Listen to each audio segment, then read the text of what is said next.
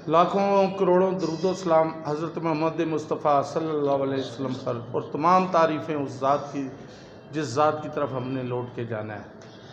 मैं सबसे पहले आप तमाम सहाफ़ी हज़रात का शुक्रिया अदा करता हूँ कि आपने अपने कीमती टाइम से कीमती वक्त में से टाइम निकाल कर हमें अपने मौक़िफ़ वाज़ा करने के लिए टाइम दिया। मैं बहुत शुक्रगुज़ार हूँ आपका, मेहरबानी, बहुत बहुत शुक्रिया।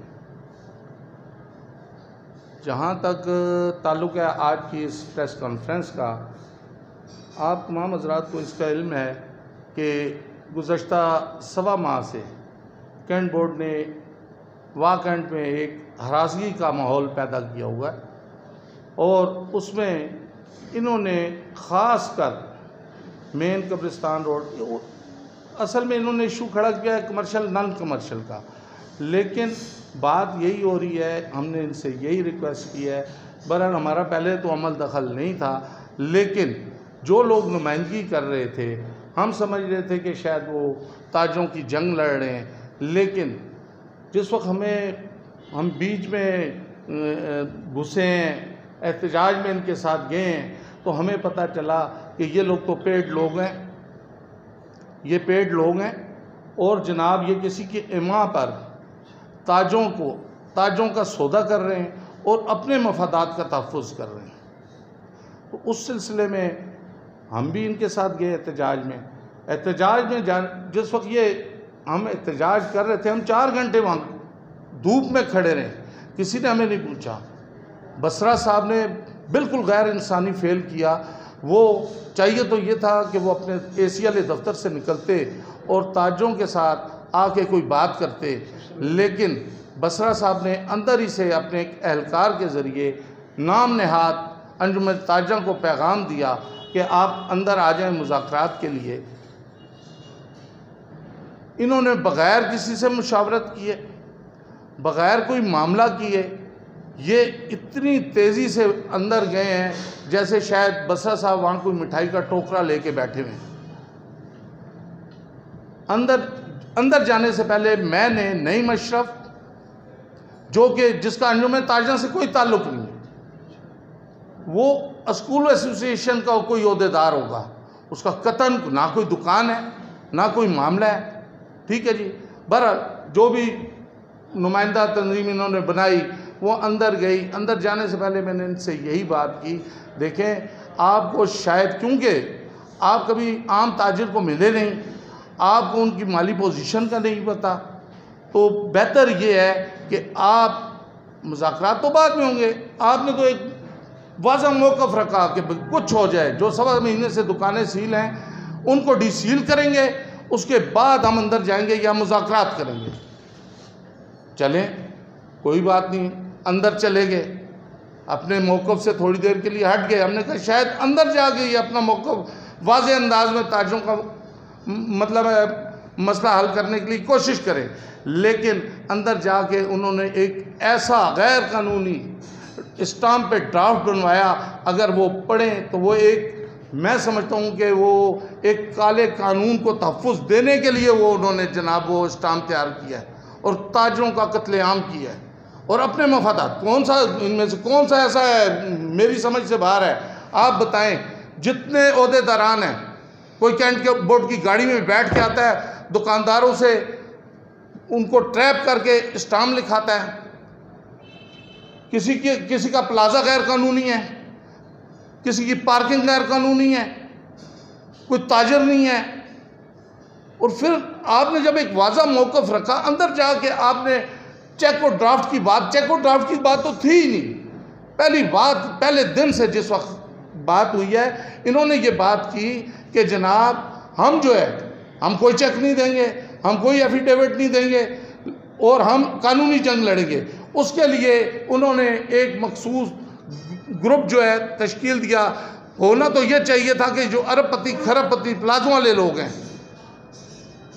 ये अपनी तरफ से, अगर इन्हें ताजों का दर्द होता ना, तो ये अपनी तरफ से पैसा खर्च करते।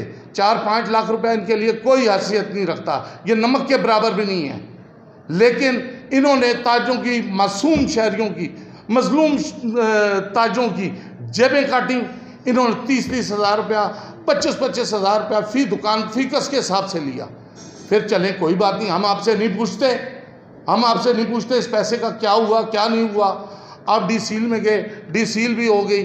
अब आपने जब डी सील करा ली, आपने कहा था कि हम हाई कोर्ट जाएंगे, हम अपना मुकदमा हाई कोर्ट में लड़ेंगे। आप हाई कोर्ट की तरफ नहीं गए, आपने आम ताजिर को ब्लैकमेल करते हुए स्टेशन जो आपका एग्जीक्यूटिव ऑफिसर है, क्या नाम है, गुलाम साबिर बसरा से मतलब मिली भगत करके आम ताजिर का कत्लेआम किया है। और हम बिल्कुल, ये मेरे साथ मुतासरीन बैठे हुए हैं, हम इसकी मजम्मत करते हैं। और हम किसी सूरत, अगर किसी ने कोई ड्राफ्ट तैयार किया है, हम उसे गैर कानूनी तस्वुर करते हैं। और हर ताजिर को हम ये बात कहते हैं कि खबरदार कोई बंदा एफिडेविट ना दे, कोई बंदा चेक ना दे। किस बात का चेक? जुर्माने का चेक? क्या हमने कौन सा जुल्म किया जो आप हमसे 3 लाख का चेक जुर्माने की मद में ले रहे हैं? आप बैठे हैं, हम अनपसंद शहरी हैं, हम चेक देना चाहते हैं। आप 19 साल से डी टाइप का इलीगल टैक्स ले रहे हैं जो कि माफ था। जनरल ज़ियाउल हक अल्लाह ईमान बख्शे उन्होंने 5 मरले पे टैक्स माफ़ किया जो स्टिल आज तक माफ़ है। आप 2005 से टैक्स ले रहे हैं। मास्टर प्लान को आपने तबाह बर्बाद करके रख दिया, राजा बाजार बना दिया, पार्किंग है कोई नहीं। बताएं, ये जो बड़े बड़े ताजिर हैं, इन्होंने पार्किंग छोड़ी है, उनकी दुकान एक दिन के लिए बंद हुई है। एक साहब जो हैं वो जनाब ताजिरों के और पूरे वाह के गुरु बने में, उनका प्लाजा जब सील होता है उसी दिन आधे घंटे के अंदर वो शख्स 20 लाख का चेक देता है और उसकी दुकानें खुल जाती हैं। जो हमें ये कह रहा है कि भाई नहीं, चेक नहीं देना, बुखार चढ़ाया हुआ था ताजिरों को इसने। ये तो सौदा करने बैठे में, कौन सा ताजिर है इनमें? ये तो नईम अशरफ है भाई, इसका क्या ताल्लुक है बताएं आप मुझे? किसी तंजीम से ताल्लुक है? मेरे बारे में ये बात करते हैं कि सियासी यतीम। भाईजान, मैं सियासी यतीम नहीं हूँ, सियासी यतीम है आप कल वारद हो रहे हैं, आप इलेक्शन लड़ के नहीं आए। मेरी 36 साल की स्टैंडिंग है। और एक और बात वाज़ा कर दूं, ये जो इन्होंने कहा कि जनाब आप अपने वर्कर को जो है उसकी ज़बान को लगाम दें, मैं हक बात जो जिस बात को मैं सच समझता हूँ, मैंने हमेशा, ये मेरा अमल रहा है, मैंने उसका इजहार किया है। मुझे किसी की नाराज़गी का खौफ नहीं है। बाकी आप देखें, हम लगे हुए हैं, हमने गुलाम बसरा साहब से भी पहले भी हमने रिक्वेस्ट किया है, फिर हम करते हैं। हम पसंद शहरी हैं, ताजिर हैं, बराए मेहरबानी, आपकी एक अथॉरिटी है, आपकी कुर्सी के कुछ तकाजे हैं, आप हमारे साथ माँ बाप की तरह शफकत का मुजाहरा करें। रेवेन्यू जनरेट करना है, आप आएँ बैठें हमारे साथ, हम कोई बदमाश नहीं है। आज तक हमने सरेंडर किया हुआ है। बताएं आप मुझे, आज महीना होने को आया है, लोगों के घरों में फाके हैं, खाने के लिए है नहीं, फिर भी हमने सरेंडर किया हुआ है।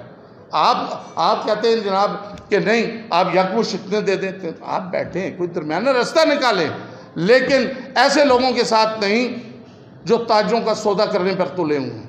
तो कौन से लोग जो है ना वो फिर वफा जो है मुज़ाकरात करेंगे? ताजिर नहीं तो फिर कौन सा वफा होगा जो कैंट बोर्ड निज़ामिया से मुज़ाकरात करेंगे?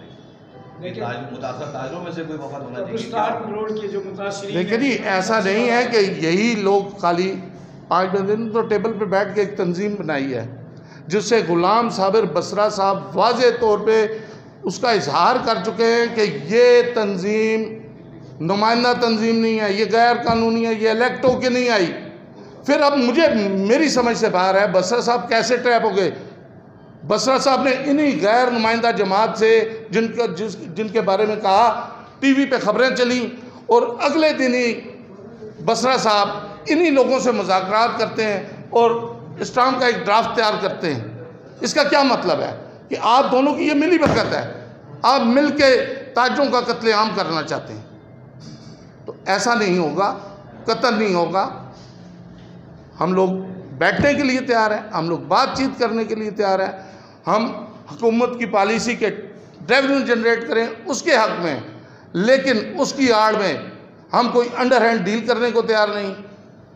हम कोई ऐसा काम नहीं करेंगे जिससे ताजों के कत्लेआम में मज़ीद इजाफा हो। एक बात पता लगी है जी, कुछ ताजर नुमाइंदे जो मतलब अपने आप खिला रहेंगे, वो भी कैंटोनमेंट बोर्ड की कई सौ जो फुट ज़मीन है उस पर काबिज है, इसका भी कोई इंकशाफ हुआ है? भाई ये तो है ही हैं, और शहर में थोड़ी जगहें हैं, इसमें तो कोई शक नहीं।